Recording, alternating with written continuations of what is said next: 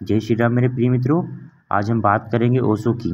ओशो ने बताया है ब्रह्मचर्य के 100 ऐसे फायदे जिन्हें सुनकर आप भी बहुत हैरान हो जाओगे। तो प्रिय मित्रों, वीडियो में आगे बढ़ने से पहले सब्सक्राइब शेयर लाइक कर दीजिए। मेरे प्रिय मित्रों, अगर आप हस्तमिथुन नहीं करते हैं तो वीर्य के अनेक लाभ आपके शरीर को ऊर्जावान और ओजस्वी बनाते हैं और आप कब लंबी उम्र तक जीवित रहते हो और आपको थकान कभी नहीं होती है। आपकी हड्डियां मजबूत होती है और आपके मानसिक रूप से मजबूत होते हो और सहनशील होते हो और मानसिक दृढ़ता आपके अंदर भरी होती है। मेरे प्रिय मित्रों, अगर आप में वीर्य कूट कूट कर भरा है या आप वीर्य का भंडार हो तो आप आसानी से किसी भी समस्या को हल कर सकते हो। ये तो थे वीर्य के कुछ बेसिक और छोटे से, बहुत ही छोटे से लाभ, लेकिन हम बात करते हैं बड़े बड़े महत्वपूर्ण लाभों की। तो आगे बढ़ते हैं वीडियो में। मेरे प्रिय मित्रों, ब्रह्मचर्य उन लोगों को बहुत ही अजीब सा लगता है जिन्हें संभोग के विषय में कोई जानकारी नहीं है। वीर्य संभोग शक्ति का ईंधन होता है। भारत के महान संत रहीमन ने बताया है वीर्य का महत्व अपने दोहे के माध्यम से। रहीमन पानी राग किए बिन पानी सब चुन, पानी गए न उभरे मोती मानस चुन। इसका अर्थ यह होता है अपने पानी को बचा के रखिए, बिना पानी सब सुन है। यहाँ पर चूने का मतलब आटे को कहा गया है। जिस प्रकार बिना पानी के आटे को नहीं गोदा जा सकता है, उसी प्रकार वीर्य का महत्व शरीर के साथ जुड़ता है। शरीर के बाहर निकलने के बाद वीर्य का कोई महत्व नहीं और मोती की पहचान उसकी चमक से होती है। ऐसे ही कि भारत के महान संतों ने ब्रह्मचर्य के बहुत सारे फायदे बताए हैं।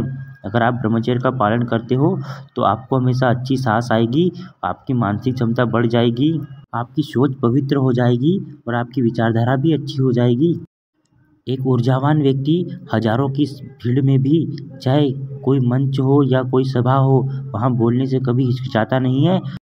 चाहे आप कितने ही तनाव में हो, फिर भी एक साहस के साथ में आप हर काम को संभव बना पाते हो। आपके शारीरिक ऊर्जा का स्तर बहुत बढ़ जाता है। आप किसी एक काम को पकड़ के बार बार करते रहते हो तो आप उसे संभव बना पाते हो। उसी प्रकार अगर आप भी वीर्य को बचाते हो या फिर बचाने की कोशिश करते हो, लगातार कोशिश करते हो, तो एक न एक दिन आप जरूर सफल हो पाते हो। और आपकी सारी शक्ति वीर्य ही है। आपकी वीर्य की शक्ति से आपका आत्मविश्वास चरम सीमा पर पहुंच जाता है और बहुत ही बलवान हो जाता है।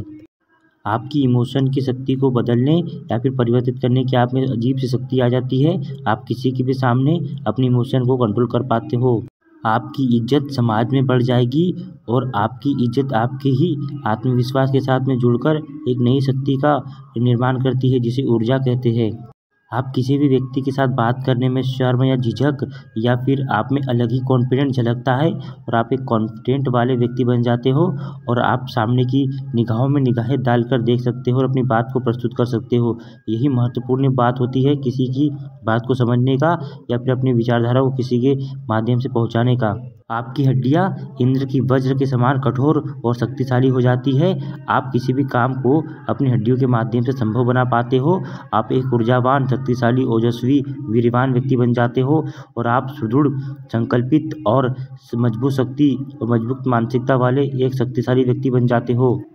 स्वामी विवेकानंद ब्रह्मचर्य पर अपने विचार प्रस्तुत करते हुए कहते हैं कि मैंने कम से कम 8 से 10 वर्ष तक स्टार्टिंग में ब्रह्मचर्य का पालन नहीं किया, लेकिन जब मुझे अपने गुरु रामकृष्ण परमहंस ने ब्रह्मचर्य का महत्व बताया, उसी दिन से मैंने ब्रह्मचर्य का पालन करना प्रारंभ कर दिया।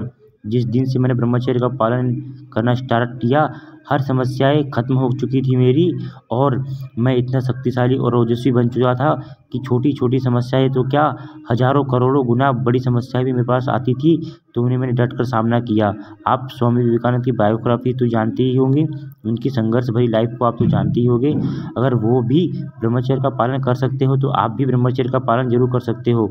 महान फिलोसोफर ओशो कहते हैं कि ब्रह्मचर्य ही जीवन है, ब्रह्मचर्य ही सार है, ब्रह्मचर्य ही महत्व है और ब्रह्मचर्य ही मानसिकता है, ब्रह्मचर्य ही हड्डियां है, ब्रह्मचर्य ही जीवन है। ओशो कहते हैं एक बूंद वीर्य का निर्माण बहुत ही शारीरिक और मानसिक दोनों ही शक्तियों के निर्माण होने के बाद में होता है। अगर आप हजारों दिन की शक्तियों को एक ही दिन में नष्ट कर दोगे तो आपके जीवन में महत्व ही क्या बचा। जिस प्रकार आपके चेहरे पर चमक जरूरी है, उसी प्रकार आँखों में ऊर्जा जरूरी है।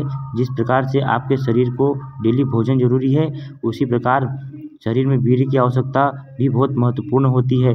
जिस व्यक्ति ने वीर्य का महत्व नहीं जाना, उस व्यक्ति ने जिंदगी में अपना कुछ नहीं उखाड़ पाया है, कुछ नहीं कर पाया है। बहुत पुरानी बात है।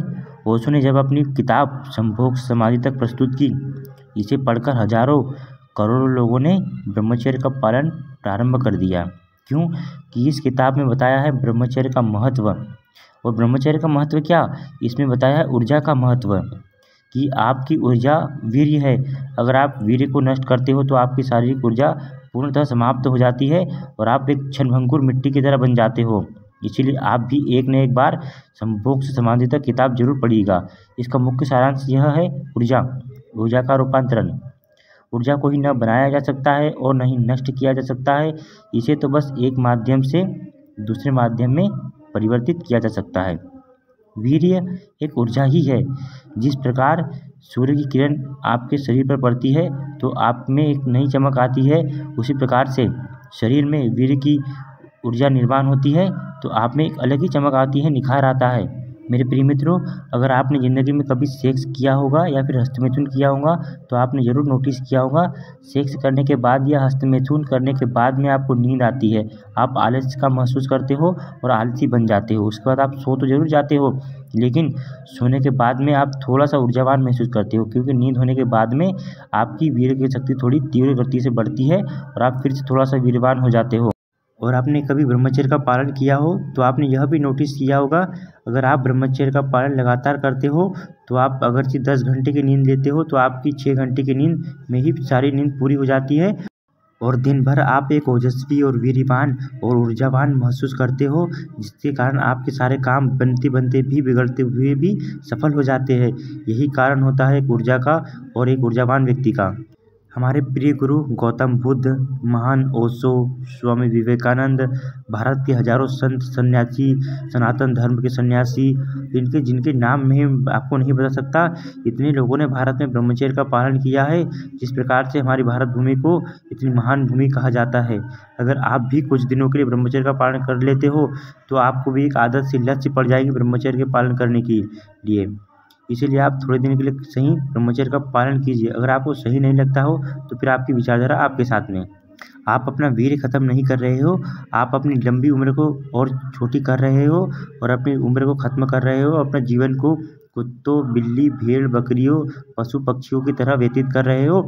जिस प्रकार पशु व्यक्ति भोजन करते हैं, सेक्स करते हैं, उसी प्रकार आप भी भोजन करते हो, सेक्स करते हो। बस उनमें आप में अंतर ही क्या हुआ? भगवान ने आपको इतनी प्यारी बयानी दी है, प्यारा शरीर दिया है कि आप कुछ कर पाओ अपने जीवन में, कुछ महत्वपूर्ण कार्य करने के लिए आपको भगवान ने भेजा है। लेकिन आप तो अपने हाथों से अपनी ही हाथों की रेखा को मिटा रहे हो हस्तमैथुन और हिला कर। क्या आप जानते हो कि शेर में इतना साहस और इतनी ऊर्जा कहाँ से आती है, इतनी शक्ति कहाँ से आती हो?